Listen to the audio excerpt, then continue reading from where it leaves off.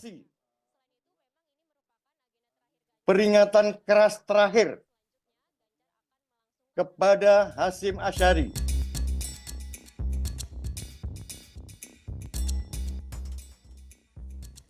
Sanksi peringatan keras yang diberikan Dewan Kehormatan Penyelenggara Pemilu DKPP Senin pagi semakin menambah intrik perjalanan pemilu 2024.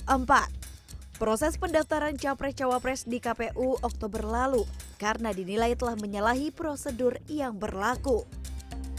DKPP memutuskan bahwa Ketua KPU Hasyim Asyari telah melanggar kode etik dalam proses pendaftaran Gibran Rakabuming Raka sebagai calon wakil presiden. Tak hanya Ketua KPU, ke-6 anggota KPU telah juga dijatuhi sanksi peringatan. Menanggapi putusan DKPP, Cawapres nomor urut 2, Gibran Rakabuming Raka tak banyak berkomentar.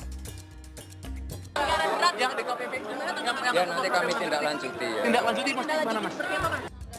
Capres nomor urut 1, Anies Baswedan menilai putusan tersebut sebagai alarm demokrasi. Kalau itu kami tidak ada komentar. Tapi prinsip kami adalah begini, kecil ke titik, olo ke torong. Yang baik akan terlihat, yang buruk akan terkuak. Ini tinggal 9 hari, 8 hari ke depan. Yuk, ini sebagai peringatan, jangan ada yang melakukan pelanggaran etika, supaya tidak mencederai pemilu besok. Sementara Capres nomor urut 3 Ganjar Pranowo menilai pelanggaran etik Ketua KPU dapat menjadi beban pemilu. Betul sekali, pasti akan menjadi beban pemilu. Kalau MK-nya mendapatkan hukuman etis, kemudian KPU-nya etis, lalu bagaimana kita melihat kondisi ini? Dan ketika kemudian masalah etika itu sudah diputuskan, apalagi sudah dengan peringatan, apa yang dilakukan oleh seorang person terhadap itu? Mestinya ada rasa malu, mestinya ada permintaan maaf. Saya tidak yakin mereka berani mengundurkan diri. Wong yang di MK mundur saja, dipecat saja, masih menggugat.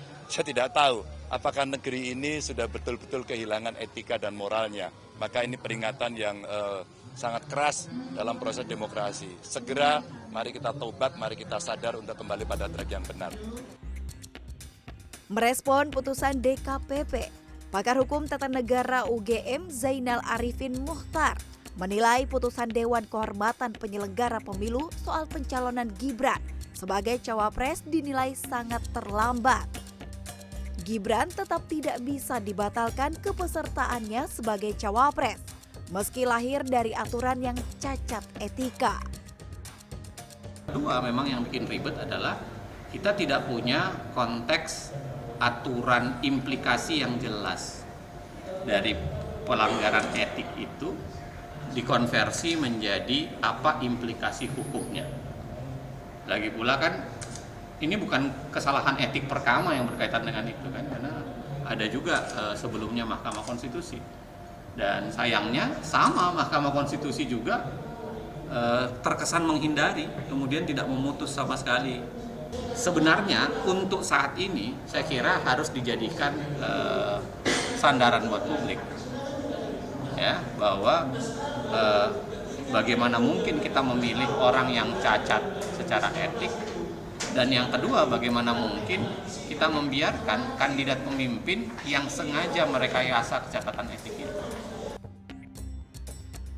Pasca putusan, DKPP meminta Bawaslu mengawasi putusan tersebut. DKPP memerintahkan KPU menjalankan putusan tersebut paling lama 7 hari sejak putusan dibacakan. Tim Liputan CNN Indonesia.